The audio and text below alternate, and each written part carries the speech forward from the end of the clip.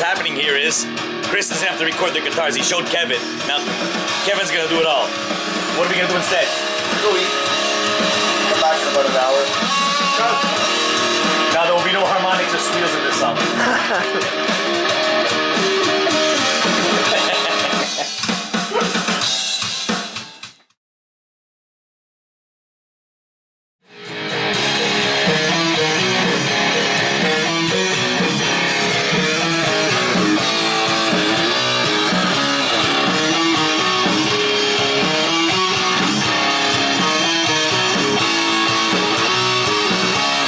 Felt like we needed another direction. Not that I wasn't happy with where we were at or what we were playing or what we were writing. I was just feeling different things. I always felt like we kind of wrote in consequence, around, Danny's vocal range, or whether or not Rudy could play that beat because he didn't have a double bass or he wasn't into that, or whatever the case may be. And I kind of just didn't really do that this time. I just put myself in a room and I kind of wrote around tempo instead, to try to change things up a little bit. Maybe, I don't know, spawn something a little different. I felt like we needed to go a little bit of a different direction, beef it up a little bit, give the band a little more balls.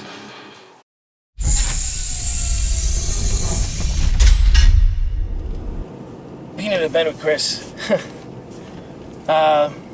boring. No, I'm just kidding. Yes, fucking boring. Well, Chris and I, we've known each other for what feels like probably about 150 years. You know that, right? One thing I gotta say is he's, thank God he's the one who pushes us. No, don't you find? Because sometimes, with those days you wake up, you have no inspiration. He's the one pushing. Come on, guys, we got this, we got that, let's do this. And we're like, he gives you that, all right, let's go, right? He's definitely the guy who actually has that inner power in him. I won't say that I've played with a lot of musicians in my life, but, I've played with quite a few musicians, and, it's probably the most talented musician I've ever played with.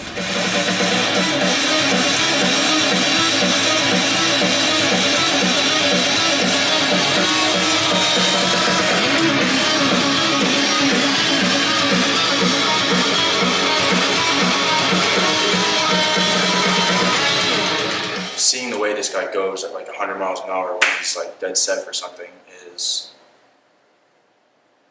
motivating, inspiring. The type of drive this guy has to just keep going and working, whether it's guitar or for studio or writing songs or working with solos or whatever it may be. He makes that fucking guitar look good like all the time. He's just that guy, He's that guy that when he cares, and it shows.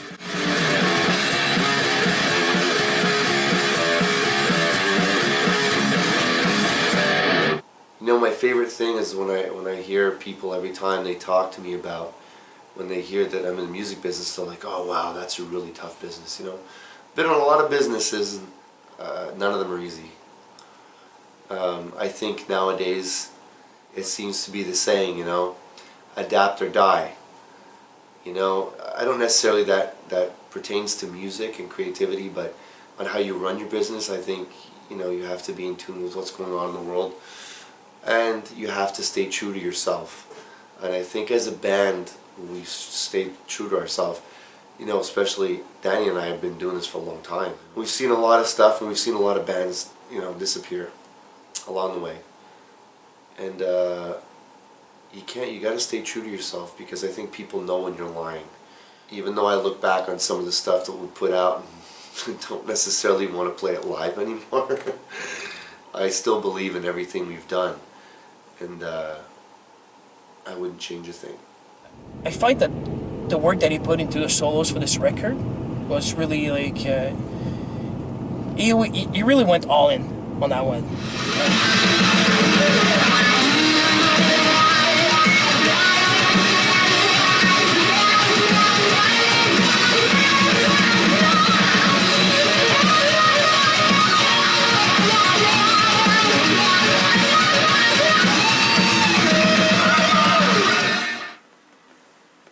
almost impossible to be able to sum up Chris in this short little time they're giving me here, but I decided to gear up like the old days, put on the vest and the cowboy hat here, grab the acoustic guitar that we've written so many songs on together over the years, and get a little nostalgic.